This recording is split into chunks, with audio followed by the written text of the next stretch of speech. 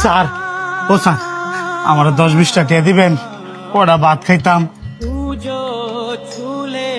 10-20 টাকা ভাত খাওয়া যায় রে? দামদামি করার আর জায়গা পাস না। তোর যে শৈল, তুই যদি পরিশ্রম করস তাহলে তো পালাটা ইনকাম করতে পারবি। স্যার আমি তো আপনার কাছে ভিক্ষা চাইতাছি না, কটা ভাত খাওয়ানোর লেগে টিয়া চাইছি। আপনি যদি টিয়া না দেন আমার কটা ভাত খাওয়ার ব্যবস্থা করে দেন না স্যার। আমি তোর কইতে ভাতের ব্যবস্থা করে দিমু। আমি নিজে তো দিন রাত পরিশ্রম করি কটা ভাতের লাগিয়া। যাও অন্য দেখ।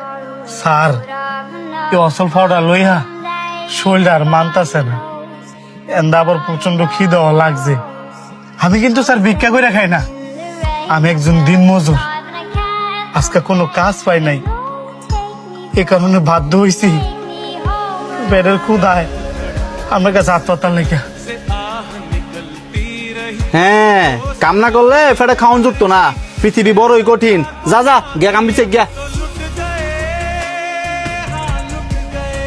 এই যে ভাই, আপনি ওই এদিকে এদিকে।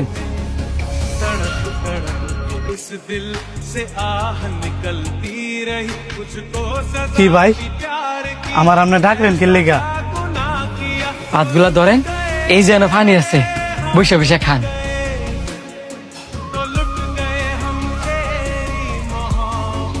আমি কেমনে খাই? এই ভাত তো আপনি খাইতে বসেন। আমি খাইতে বসে দেখে কি হয়েছে? আমার খিদার চেয়ে আপনার খিদাটাই বেশি।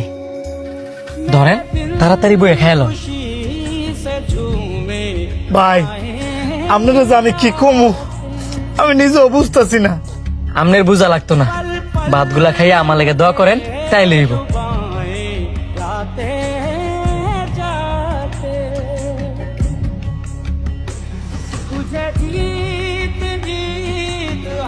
হয় শান্ত, এদিকে আয়।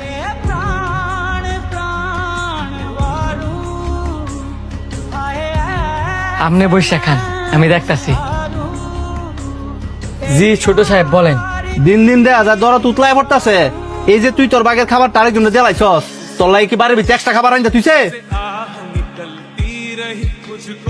না ছোট সাহেব, ওই লোকটা তো আমার চেয়েও ক্ষুধার্ত, এই কারণে আমার বাগের খাবারটা ওই লোকটারে দিয়ে দিচ্ছি।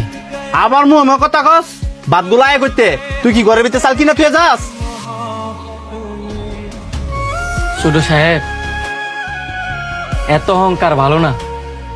আল্লাহ পাক আমনে ঘরে ধন সম্পদ দিছে ঠিকই, কিন্তু মন দিছে না।